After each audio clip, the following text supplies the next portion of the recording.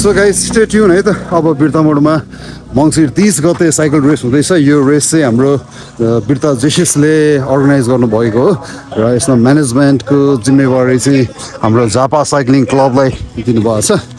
So त्यही सिलसिलामा हामी हिजोदेखि रुट छनौट गर्ने कार्यमा लागि परिसकेका छौँ गाइज। सो जतिले पनि यो भिडियो हेरिरहनु भएको छ सम्पूर्णमा यो भिडियोहरू सेयर गरिदिनुहोस् होइन, ताकि सबै साइक्लिस्टहरूले चाहिँ यहाँ रेस हुँदैछ भन्ने कुरा चाहिँ जानकारी पाओस् र प्रिपरेसन गर्नु चाहिँ उहाँहरूलाई पनि सजिलो होस्।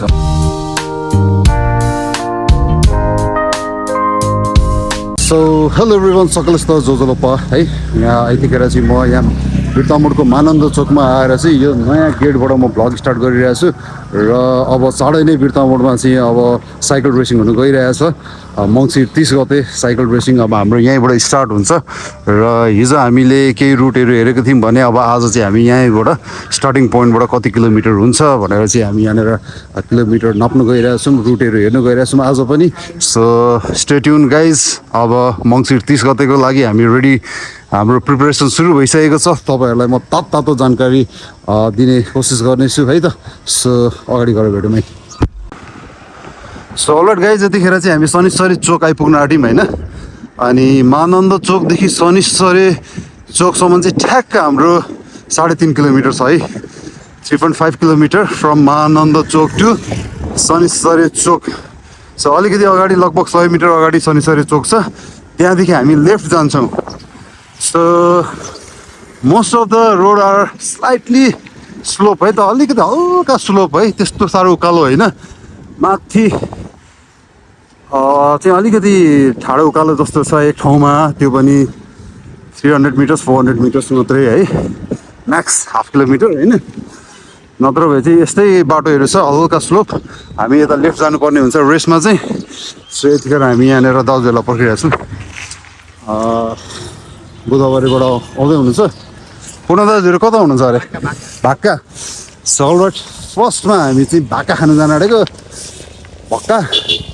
सो हजुर, साइक्लिस्टको डाइट हाम्रो प्रायः जस्तो विन्टर सिजनमा चाहिँ भक्का नै खाने गरेर राइड स्टार्ट गर्ने गर्छौँ, किनभने गर्मी सिजनमा चाहिँ भक्का पनि बिक्री गर्दैन नि त। यता रोजरले के भन्दैछ भन त? भक्का। सलट गाइज, पहिला भक्का खानु जाउँ अनि त्यसपछि त्यो शनिश्चरी चोकबाट फेरि हामी राइड स्टार्ट गर्छौँ। Catch you guys after some time. सलट गाइज, हामी भक्का पोइन्टमा पनि आइपुगिसकेका छौँ। बुधबारीबाट पूर्ण दाजुहरू पनि आइपुगिसक्नु भएको छ होला। मैले साइकल चाहिँ देखिसकेको छु, मान्छे देखेको छुइनँ। ए भक्का खाँदै हुनुहुन्छ। सो अलिकति गोप्रोको ब्याट्रीले चाहिँ प्रब्लम दिइरहेछ। हिजो पनि अब ब्याट्रीले काम नगरेकोले गर्दाखेरि चाहिँ भिडियो लिन पाइनँ, आज पनि सेम प्रब्लम। सो ब्याट्री पक्का भयो, नयाँ ब्याट्री नकिनी नहुने होला। सो त्यही हो गाइस, मतलब एक हप्ता कुदाउँदा भक्का पोइन्ट पछाडि छुटिसकेँ, म अगाडि आइपुगिसकेँ। सो गाइस स्टे ट्युन है त। अब बिर्तामोडमा मङ्सिर 30 गते साइकल रेस हुँदैछ। यो रेस चाहिँ हाम्रो बिर्ता जेसिसले अर्गनाइज गर्नुभएको हो र यसमा म्यानेजमेन्टको जिम्मेवारी चाहिँ हाम्रो झापा साइक्लिङ क्लबलाई दिनुभएको छ। सो त्यही सिलसिलामा हामी हिजोदेखि रुट छनौट गर्ने कार्यमा लागि परिसकेका छौँ गाइज। सो यता हाम्रो सबै साइक्लिस्टहरूलाई जोडिनु। सो गुड मर्निङ सबैजनालाई। मर्निङ हे ल। अनि हाम्रो भक्का दिदीलाई 1 वर्ष बाद भेट भएको होइन? 10 को 2टा अरे। 10 को 2टा? सो यो भक्का पोइन्ट 1 वर्षपछि बाद तपाईँले पनि देख्नु पाउनु भएको है त। पहिला भक्का खाउँ। सो अलरेडी गाइज, भक्का सक्का खाएर चाहिँ मैले बाटोमा भिडियो लिन सकिनँ, किन भन्दाखेरि अब गोप्रोमा अलिकति प्रब्लम आएको थियो होइन। अब ब्याट्री फुल चार्ज गरे पनि अन गर्ने बित्तिकै ब्याट्री 0 भइदिइहाल्थ्यो। अब ब्याट्रीको समस्या आएर चाहिँ मैले भिडियो लिन सकिनँ, मोबाइलले अब भिडियो लिनु गाह्रो होइन।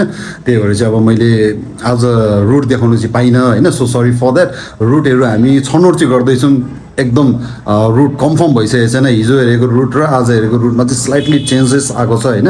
अब बेस्ट अफ द बेस्ट रुटहरू हामी छान्ने क्रममा नै छौँ। अझै भोलि चेन्जेस हुनसक्छ, पर्सि चेन्जेस हुनसक्छ। अब 3-4 दिनमा चाहिँ लगभग रुट चाहिँ कन्फर्म हुन्छ।